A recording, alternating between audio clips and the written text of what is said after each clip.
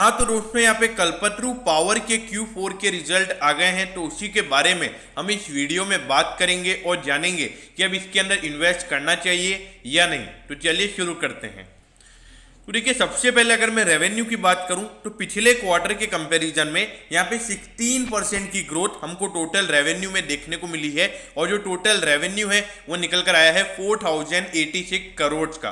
तो all over यहाँ पे क्यूओक्यू बेसिस पे अच्छा रेवेन्यू हमको बढ़ता हुआ नजर आ रहा है। लेकिन जो नेट प्रॉफिट है वो यहाँ पे हमको अराउंड 40%, यानी कि टू बी एग्जैक्ट अगर हम बात करें तो 39% की गिरावट हमको यहाँ नेट प्रॉफिट में देखने को मिली है, अगर हम क्वार्टर ऑन क्वार्टर बेसिस पर यहाँ पर बात करें तो। और जो टोटल नेट प्रॉफिट है वो निकल कर आया है 187 करोड़ का। तो देखिए, ये गिरावट क्यों आई है? क्योंकि अगर कंपनी का रेवेन्यू बढ़ा है तो ये गिरावट क्यों आई है? क्योंकि देखिए, जो कंपनी के प्रोजेक्ट के एक्सपेंसेस हैं वो हमको यहाँ पे बढ़ते हुए नजर आए हैं, और जो रॉ मटेरियल होता है जो प्रोजेक्ट में यूज किया जाता है तो उसकी भी कॉस्ट यहाँ पे कंपनी की बढ़ी है, जिसकी वजह से यहाँ पे सीधा वो कंपनी के नेट प्रॉफिट पे अफेक्ट आता हुआ नजर आया है।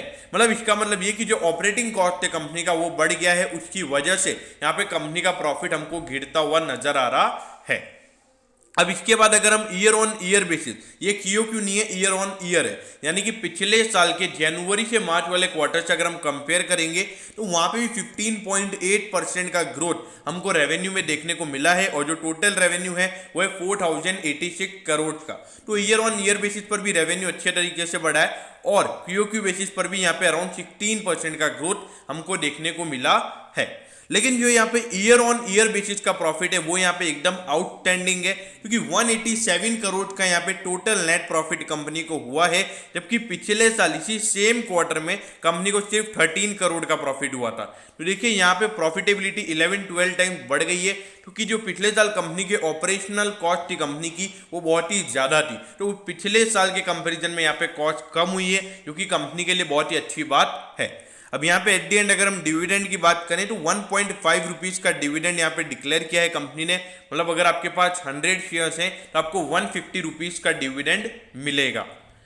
अब ये देखिए, स्मॉल कैप कंपनी है, 5634 करोड़ का यहाँ पे इसका मार्केट कैप है। अगर आप देखोगे इंडस्ट्री का पी जो है वो है इंडस्ट्री का पी 11.16 है, और उसके कंपैरिजन में ऑलमोस्ट उसी वैल्यूएशन पर ये शेयर आपको भी मिल रहा है। लेकिन देखिए, इसका जो अर्निंग पर शेयर यहाँ पर जो आपको 35 रुपीज दिख रहा है, इस रिजल्ट के बाद जो कंपनी का अर्निंग पर शेयर है वो 44 रुपीज हो जाता है। मतलब 44 रुपीज का यहाँ पे कंपनी का अर्निंग पर शेयर निकल कर आता है। तो इन रिजल्ट के बाद जो कंपनी का प्राइस टू अर्निंग रेशियो है वो अराउंड 8 to 9 टाइम्स निकल कर आता है। तो वैल्यूएशन पॉइंट ऑफ व्यू से मुझे ऐसा लगता है कि अभी भी पावर स्टॉक्स में वैल्यू बची है, और आने वाले टाइम पे पावर स्टॉक अच्छे से परफॉर्म कर सकते हैं। तो ऐसे में पावर स्टॉक्स आपके रडार पर होने चाहिए, क्योंकि जैसे मेरे को जो अभी मेटल स्टॉक में जो हमको रैली देखने को मिल रही है, मुझे ऐसा लगता है कि आने वाले 1-2 साल में यहाँ पे पावर स्टॉक भी वैसा परफॉर्म करते हुए नजर आ सकते हैं। अब ये देखिए, पिछले 4 साल से कंसिस्टेंटली यहाँ पे कंपनी का रेवेन्यू हमको बढ़ता हुआ नजर आ रहा है।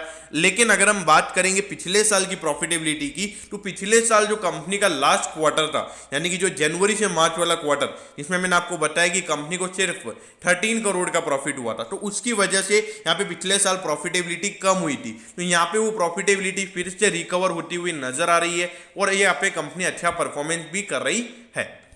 अब ये देखिए, 378 रुपीज पे ये शेयर अभी ट्रेड हो रहा है। अगर आप हाई से कंपेयर करोगे तो 554 का इसका हाई है, तो मतलब अपने हाई से ये आपको अराउंड 170 रुपीज डिस्काउंट पे मिल रहा है।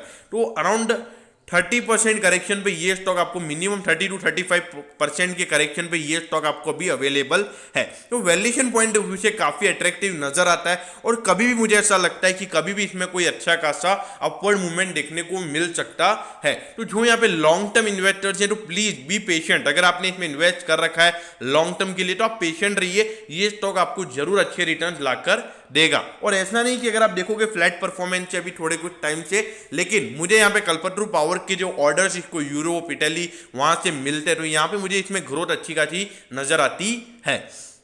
अब उसके बाद अगर मैं शॉर्ट टर्म इन्वेस्टर्स की बात करूं तो शॉर्ट टर्म इन्वेस्टर्स को स्टॉक से दूर रहना चाहिए। अब मैं ऐसा क्यों बोल रहा हूं? क्योंकि थोड़ा इसका बीटा कम है, ज़्यादा वॉल्यूम इसमें देखने को मिलता नहीं है। लेकिन हाँ, जब अच्छा खासा वॉल्यूम इसमें देखने को मिलता है तो मेरे ख्याल से जरूर आपको इसमें बाइंग करनी चाहिए। तो दोस्तों मैं होप करता हूं कि आपको कल्पतरू पावर के Q4 के रिजल्ट के बारे में सब कुछ पता चल गया होगा। अगर आपकी कोई भी क्वेरीज है तो आप कमेंट कीजिए, मैं जरूर आपके कमेंट पर रिप्लाई करूंगा। ओके दोस्तों, thank you, have a nice day.